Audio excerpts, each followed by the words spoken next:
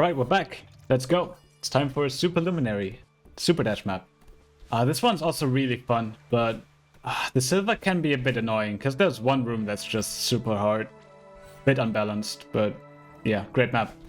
I should explain what Super Dashing is for those unaware. It's one of the variants that are unlocked late in the game.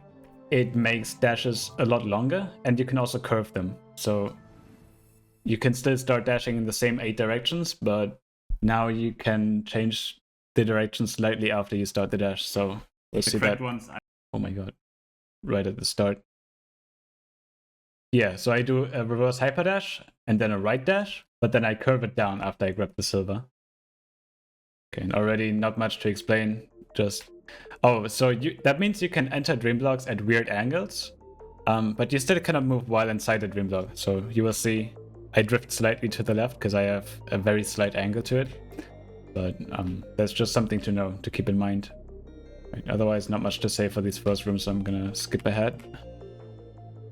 Yeah, this is the second room. Only difficult part is right here at the beginning, this dream hyper.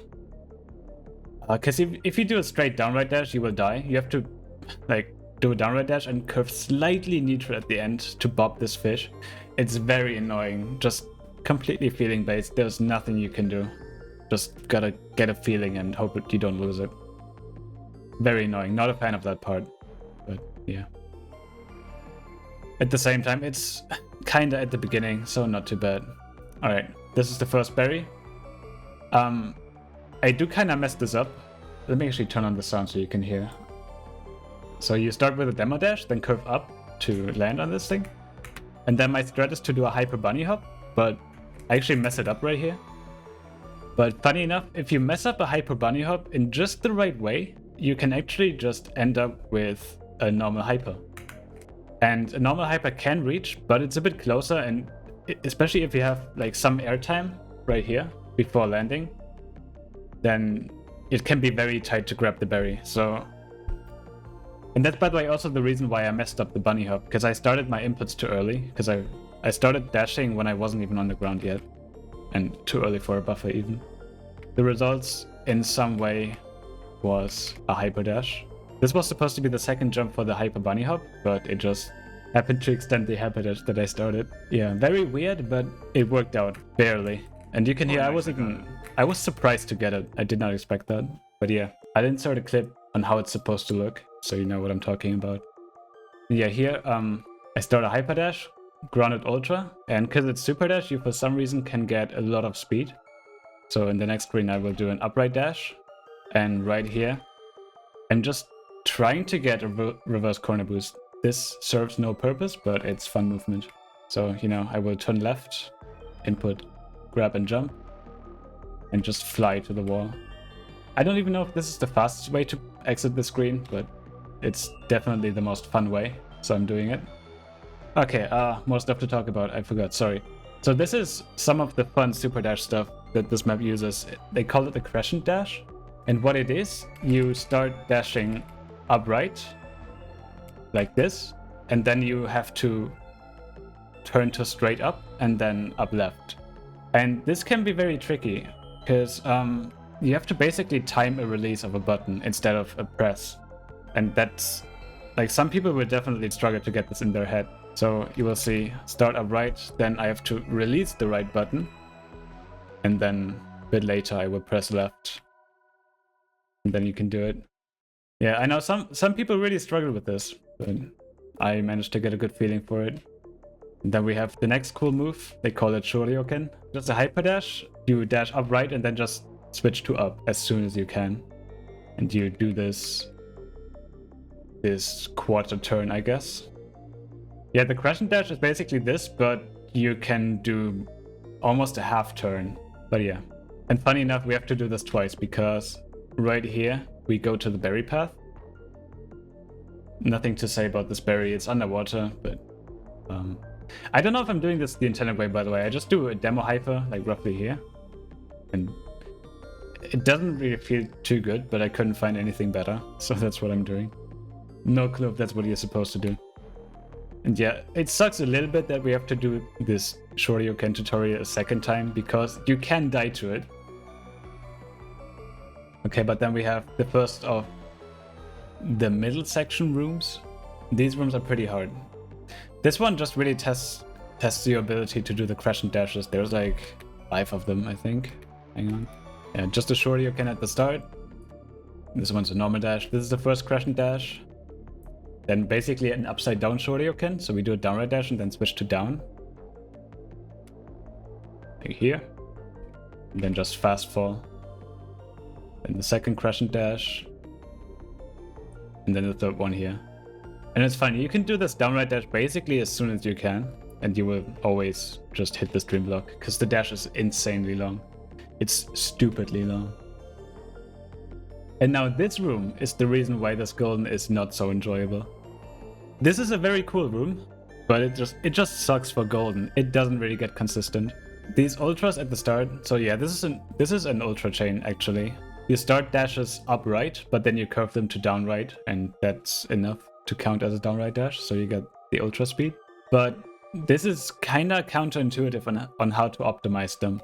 Because usually you would try to minimize airtime and do them as tight as you can. So I would try to curve them down as soon as I can. But in this case, that's not the best thing. So you want to try to follow the silhouette as closely as you can.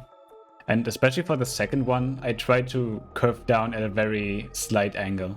Like you can curve down like this on this arc, but you will just never get far enough. So I basically just do a very light down tap, like here. Let's see for how long I hold down. 1, 2, 3, 4, 5, 6, 7, 8, 9, 10. Yeah, not very long.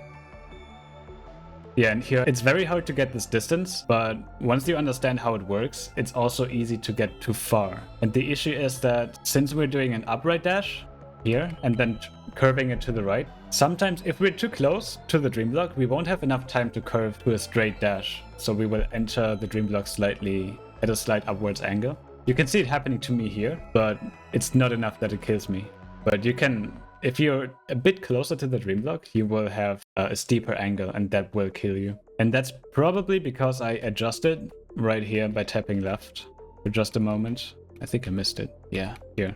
Just a couple frames to land exactly on the crystal. And this part it gets harder. Dream Hyper Ultra is easy. This downright dash gets consistent, kinda, but this is the really hard part. So we want a fish boost, and then we start a wave dash from here. That's just super dash things, and then we ultra down left, sorry. So ultra down left, then we curve to straight down, and then we curve to down left, and then straight left. That's just so fucking hard. There's infinitely many things that can go wrong. If you play this yourself, you will see, but this is just insanely hard.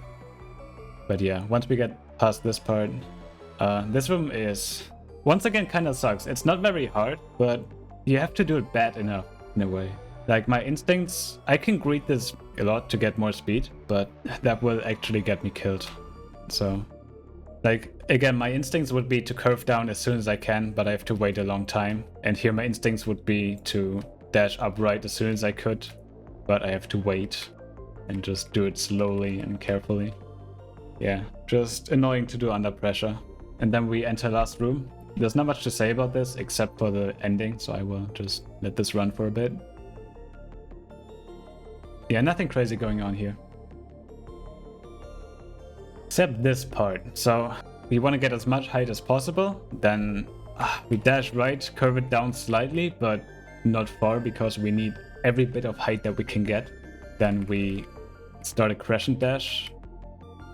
And yeah, doing this crescent dash as the last thing in the map is very difficult. There's just a lot of pressure. Super easy to mess it up. And the reason why this crescent dash is important is because you have to fall on top of this explosion radius of the fish. If you hit it on the side, you will not get enough height. And you'll see what I mean in a moment. So that's why we have to crescent dash. We get the height, hold right to fish boost. You know, get blasted. And only with a fish boost from the highest possible height can we reach this dash crystal up here with an upright dash and then curving it to up. This part, I don't know. I think you might be supposed to do a left dash and then curve it up, but instead of that, we can just... And I cut it very close here. Way too close for comfort, holy shit. That might be last possible frame before I die. Ah, man, that's crazy. But yeah, instead of doing a left dash and curving it up, we can do just the straight diagonal. This is probably the only straight dash that we do. Just holding upright all the way. Mostly. And that's the end of the map. So yeah. Enjoy the silver, thanks for watching, and see you next time.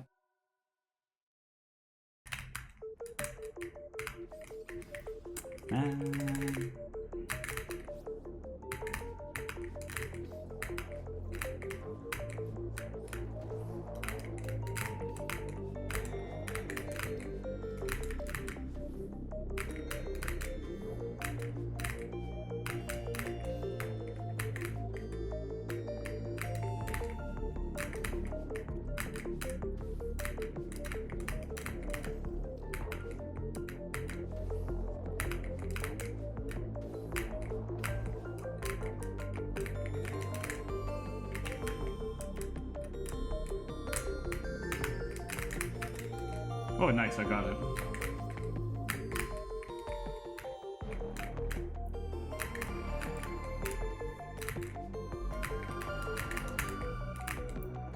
Okay.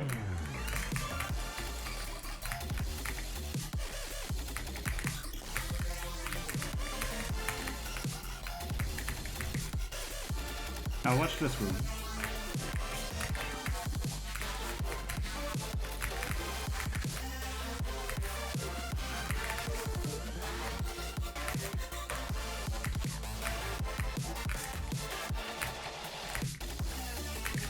And this room.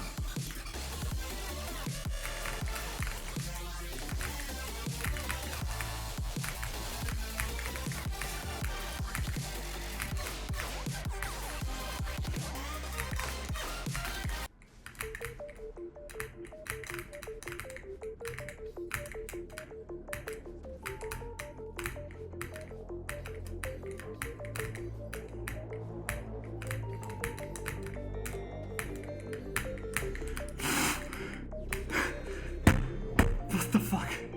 Let's go, dude. What the fuck? No way, oh my god.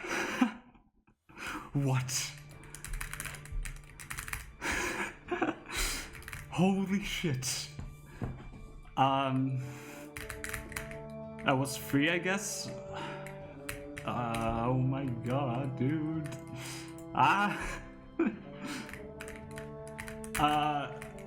Couple hours from a different file, so this is where is it? Superluminary 3 hours. That is not accurate. That is not accurate. At least 6. At least. But still, that was very fast.